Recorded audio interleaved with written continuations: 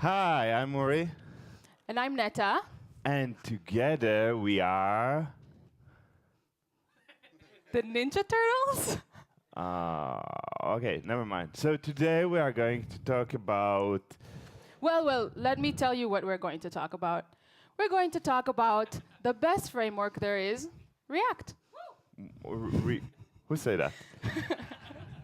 React? I thought we were going to speak about Angular and how awesome it is. Why would we talk about Angular? Why would you talk about React? React is the best. It's functional, it's composable, it's declarative, and it's the most popular front-end framework today. And you can also write for mobile with it using React Native.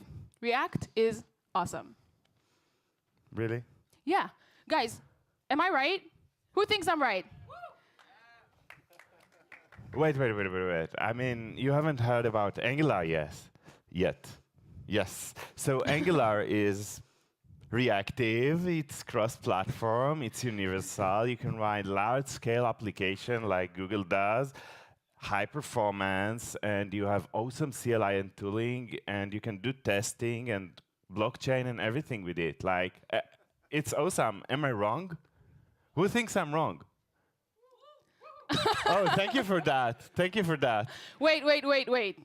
But Angular is also big. It's complicated. If you want to write a simple web app, you need a ton of boilerplate, and not to mention the learning curve. Complicated? What about all that nonsense of writing HTML inside JavaScript? I mean, haven't they heard about separation of concerns? Uri, that's not HTML. So what's that? It's JSX. JSX. And React compiles it into JavaScript. So actually, when you're writing a React app, you're hardly writing any HTML at all. Do you want to see how that works? Yeah, so show me what is this HTML in JavaScript all about. OK, so I'm having... How do I... Who is that? OK. How am I supposed to do this? How am I supposed to switch? You need to do screen mirroring. Wow, great. You see, that's what happens when you rely on React for your operating system. Stop using React OS. We don't have time for that. I think... This is not stressful at all. This is fine. Yeah, this is fine. Anyway, while we are doing this, I will tell you about something that's called Ivy, which is a new feature coming to Angular. Anybody heard about Ivy? OK, cool. So only the informed people. Yeah, so for the rest of you, Ivy is a new compiler and rendering runtime that will be in Angular probably in the next few months. And it solves a lot of the issues that Angular had with shrinking the bundle sizes. So you can have, with the same code, you can have smaller bundles and also better performance while building your apps. And I hope that was enough time for Netta to figure it out, right? Oh, this is fun. This is great. OK. OK, so what do you see here, Netta? Show me the JSX. Let's look at what JSX really is. And we've got a simple React app here. It's just a div with an ID of main, and it has a header inside. Now, what we're going to do is we're going to put a debugger. You're putting a debugger inside your render method? I'm putting a debugger inside my render method. And now, when my app refreshes, we'll see what happens here. So you see React calls this method called createElement. It calls it on this div here, and you can see the ID of main that we gave it, and inside also on the header. And what this method is going to do is it's going to convert this into objects that React will then use inside internally to do its rendering. So that's JSX.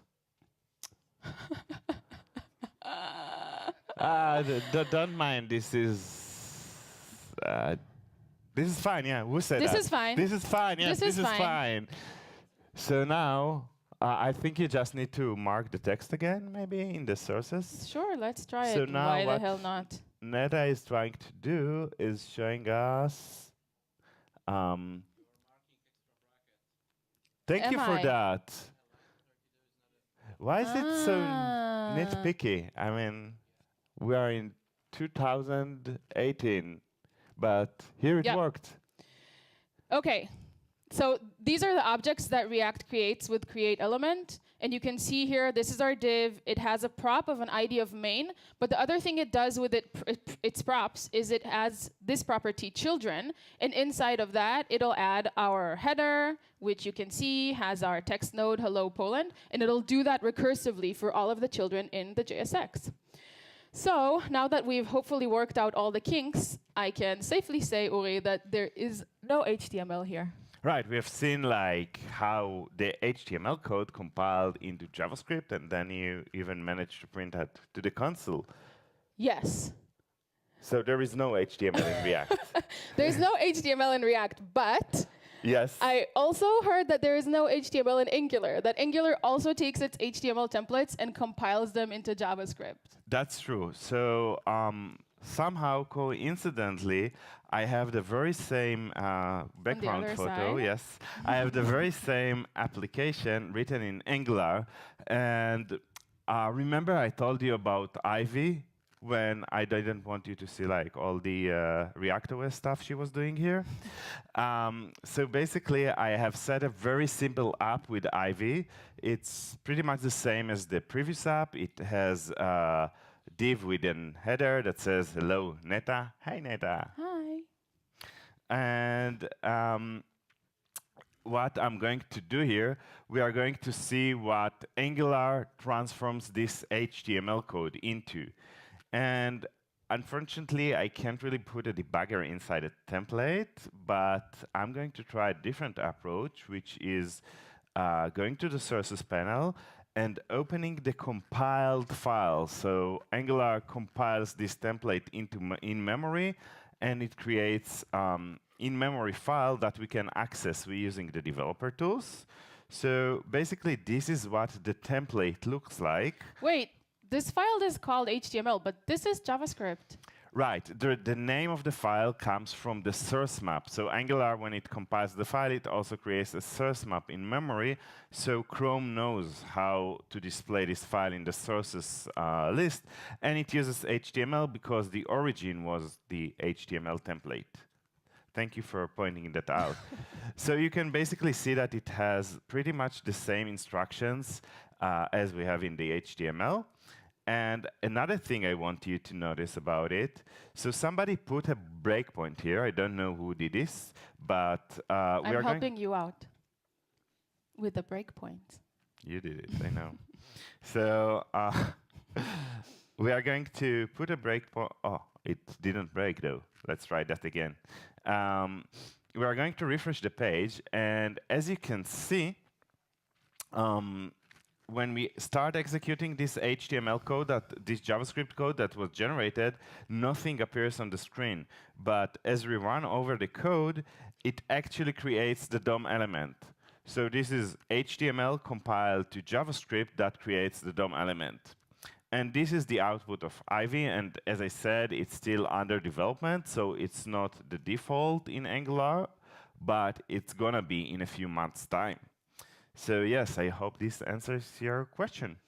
Well, I mean, I guess what it tells us is that React and Angular are not that different. Right, we started from this very simple HTML code, and as you can see, React, the top code is what React does with it, and the bottom is Angular. And you can see that this is JavaScript code that represents HTML. Right, so I guess they are not so different after all. Aww. Yeah, so I think we figured it out, right? Let's go home. Wait, hang on. Wait, React is better, obviously. And there's got to be a reason why React is better. So there's got to be some difference between them. We just have to figure it out. How about events? What about events? Well, React uses event delegation to handle events. Event delegation, isn't it like something that jQuery had? Well, it's a pattern. You can do it in jQuery, but you can also do it in vanilla JavaScript. And what event delegation means is that we put one listener at a relatively high level of the DOM, and then use the event object in order to extract information and handle it. And in React case, that listener sits at the document level. So on top of everything, on one top listener. of everything. Yeah, I can show you how this works as well. Yes, do this, please. OK. Well, we have another app here. Let me just run this. And this app is just slightly more complicated. So there's a div and a header that extrapolates from the state. And then the important part is here we have a div with a click handler. And this click handler here console logs frog click. Oh, wait. You said frog. Actually, I have a small confession. I always wanted to know how you say frog in Polish. What's the word for that? Jabba. Like that store that we have, that Jabka that we have everywhere. Yeah. So that's a frog store. Now I get it. So only now you got it for the first time. Perhaps that's why I wanted to know how to say frog. So the outer handler console logs Java click. And then this is going to be great. And then there's this also inner component called clickable squirrel. A squirrel. I see you are having problem with that word. Maybe the Polish version is easier. How do you say that in Polish? Wiewiórka. Okay, let's try that. I challenge you. Can you? That's so much easier. It is. So this inner component is just a functional component, and it console logs. Not Vue.js. Wiewiórka. Click. Okay. So what I'm going to do is I'm just going to put a debugger inside this inner handler. Another debugger. I love them. And then let me just open this in a new window so that we have a nice clean console. And I'm going to click the internal component. So if we look at our stack, you can see here, I didn't even show it to you yet.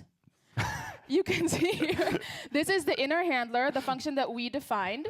But the stack is pretty big, and there's a bunch of things happening here that have to do with event delegation. But the first thing we can learn from this is that the listener on the event isn't the function that I defined. It isn't the inner handler, and it isn't the outer handler. It's this function here called dispatch interactive event. And actually, if I went and looked at my document element and looked for the event listeners, I'll see there's a click event listener here. And I'll also see this is the function that runs, dispatch interactive event. From the call stack. From the call stack. And everything that happens between that function and my function is used to handle this event delegation. So there's a couple of things we can see here. There's this function called dispatch event. And you see here that this function gets a native event, that's our mouse event, and uses it to extract the event target, that's our span.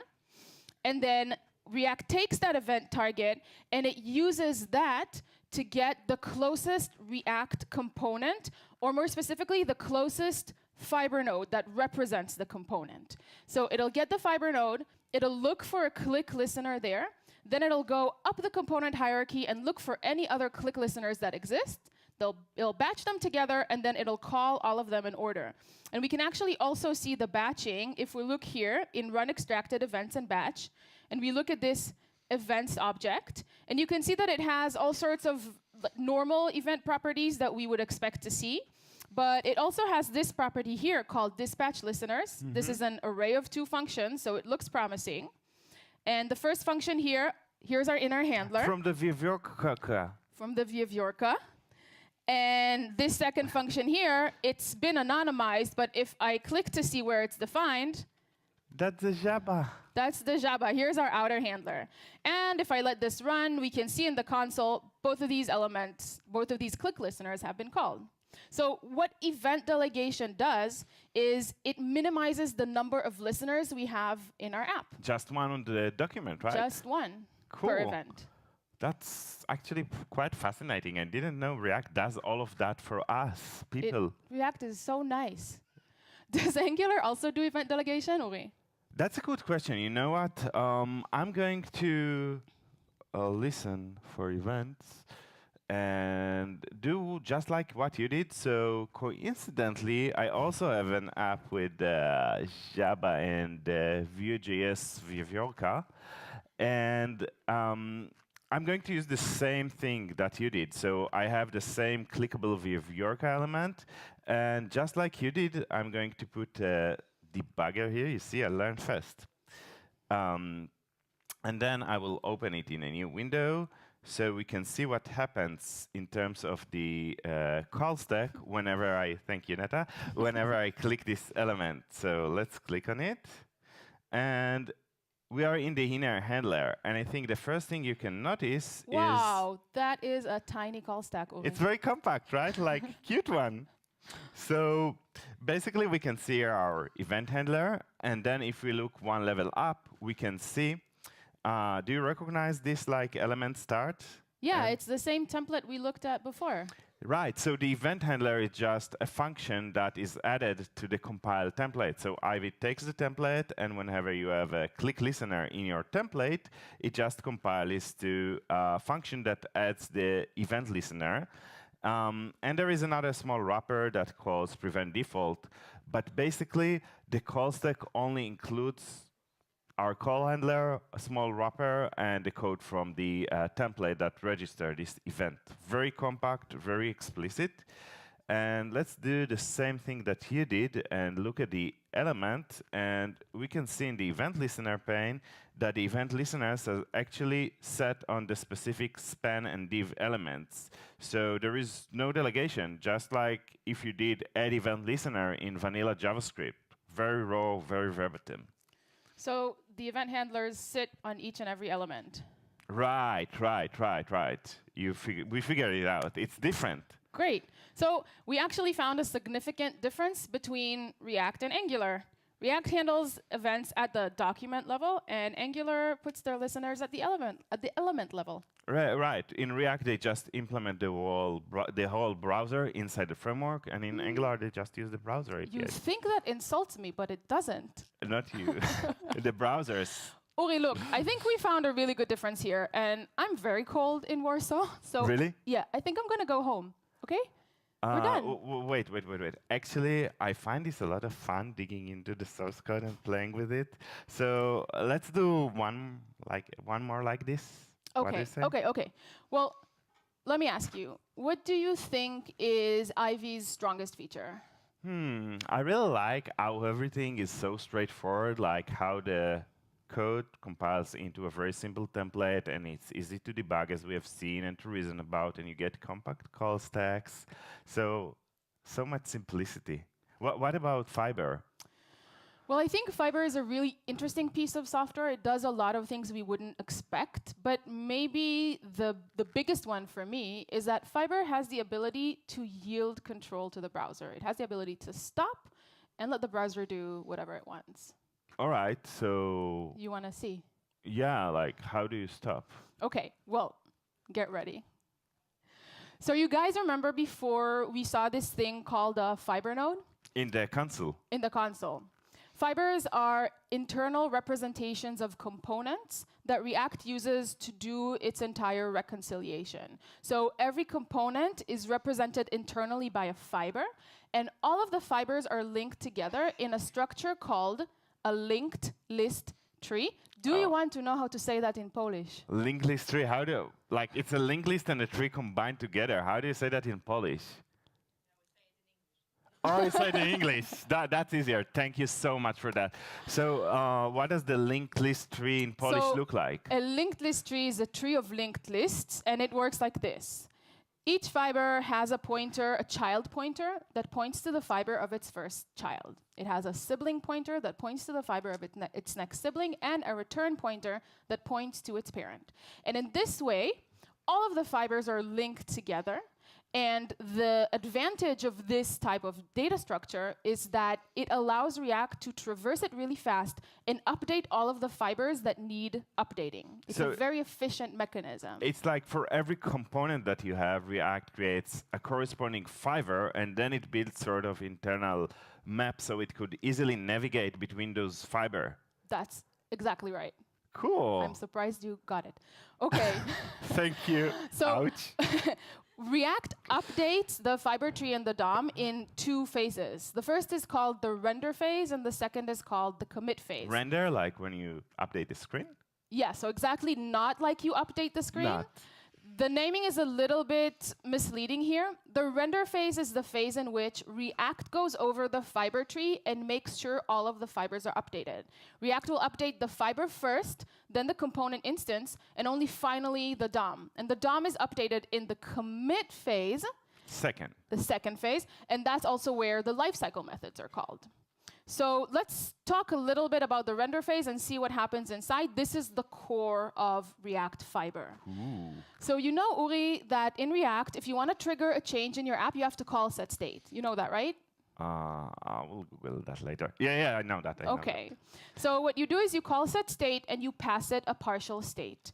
React takes that partial state and saves it to an update queue on the fiber, a queue of updates that needs to happen, or a list.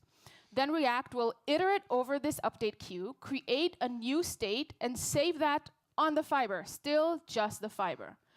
Now React uses that new state to update state and props on the component and call the component render method. Now you remember we saw when the render method is called, that returns objects? On the console, like that error and another error, and then the object? Yes. Yes, I remember that. Not the error, that object. That is the children, and now these children are updated with new props. React can take those props and save it to the fibers of the child fibers of this fiber. So that's the process that it goes through to update each and every fiber, and once it's done, it'll move on to the next, and then to the next, and then to the next in this linked list tree structure that we saw. Now, here is the thing.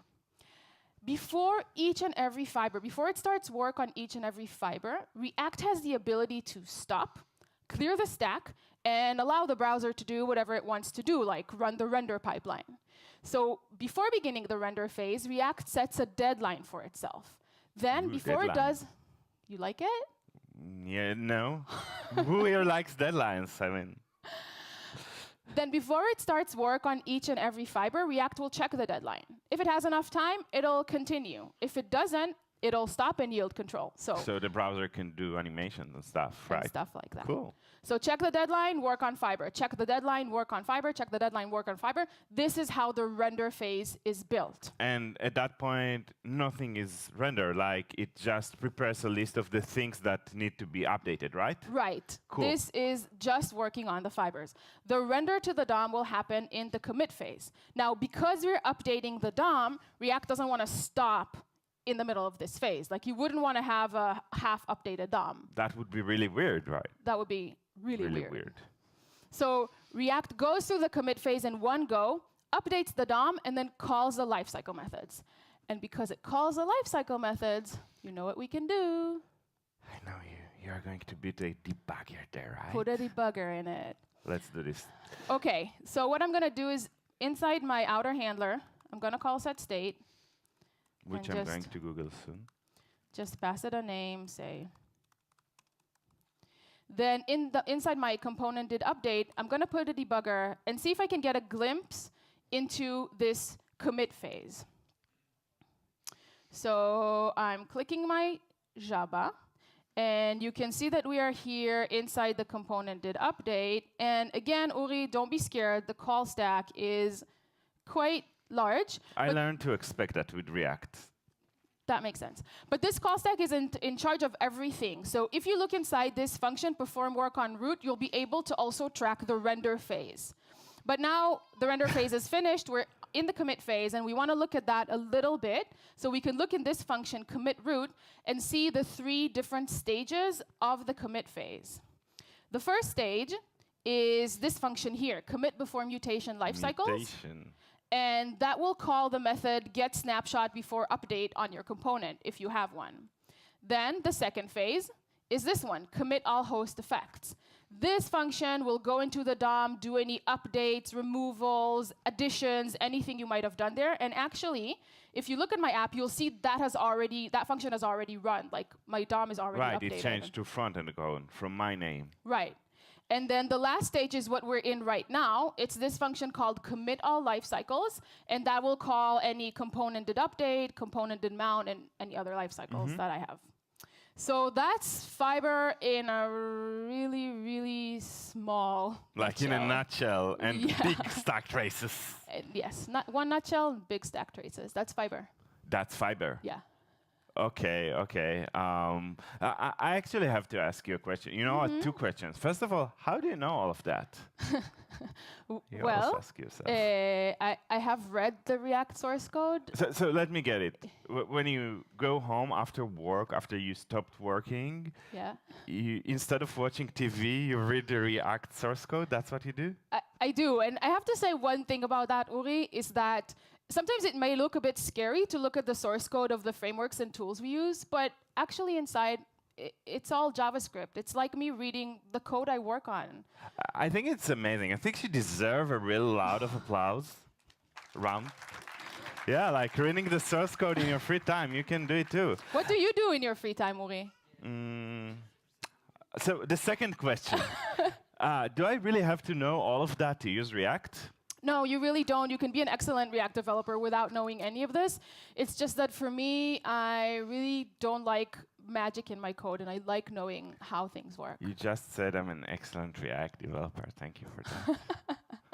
Okay. What about Fiber? Does it also do a lot of complicated batching and starting and stopping and that kind of stuff? Not you Fiber, mean Ivy. Fiber. Yes, sorry. Okay, okay. Not everything is Fiber, you know. Everything is Fiber.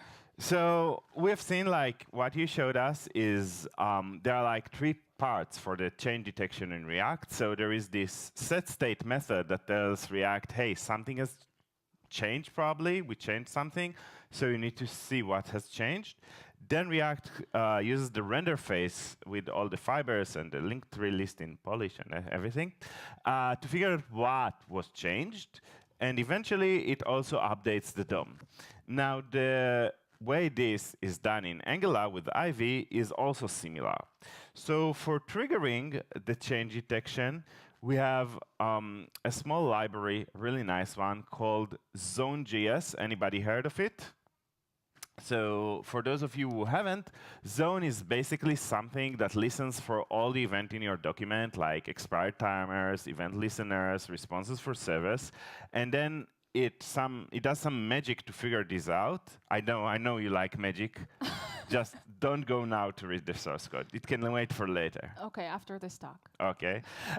And then whenever it figures out that something happens, it calls the change detection. Now, the change detection in Ivy is actually done together with the update. So that's our template. Our compiled template, the code that was generated by Ivy, does both checking for changes and updating them. And wait, so that's the same template we saw before does all of these things? Everything. Do you want to see it? Yeah. Okay, I thought you would say no, so I'm flattered. Okay, so this is the same app as you had, and I also set it so whenever you click the Java, it sets the name to Netta. But actually, there is a small surprise. If I click it, nothing happens. Yeah. You should ask why. Did you break Ivy? No. So the reason, this is a really bare minimal example, and it doesn't have Zone.js loaded. So nobody tells Angular it should do change detection. And I'm going to do something really dirty here. I'm going to call an internal method of Angular. It's still like beta because Ivy is still in development, so its name might change, but I like to walk on the edge, bleeding edge. So there is a mark dirty method that I can call and tell Angular, hey, you should check for changes. And now this actually works. Oh, it works even more than I expected. Yeah. But yeah, it changes the name to Netta. And if we look inside the template function, we can actually see this code that does the change detection. So let's go back to the template. And you can see this was the code that created the entire element tree. Actually, let me refresh this so we have a fresh start with my name. And you can see in the template, this code is not going to run again when I click the listener, because this is the code to create the DOM, and there is no reason to run it. But there is this line, this second if here, which will execute when I click. And this is where the change detection and the update happens, right in my compiled template. So now when I click the Żabka, you can see this runs, and you can see ctx.name resolves to Netta, so that's the new value that is going to be put into the DOM. And as soon as I go over this line, the DOM will be updated. So let's see that. I'm going over this line. And the DOM is not updated?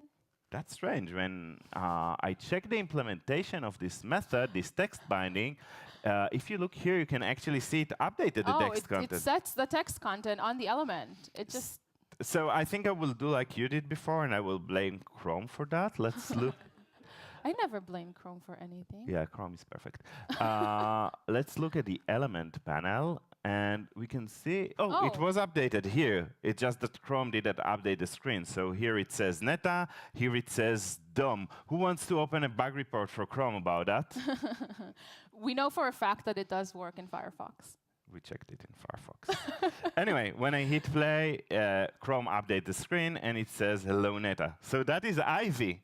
Amazing. So, Uri, I think we've covered quite a lot today. And totally. Do you want to share with people, like, what have you learned?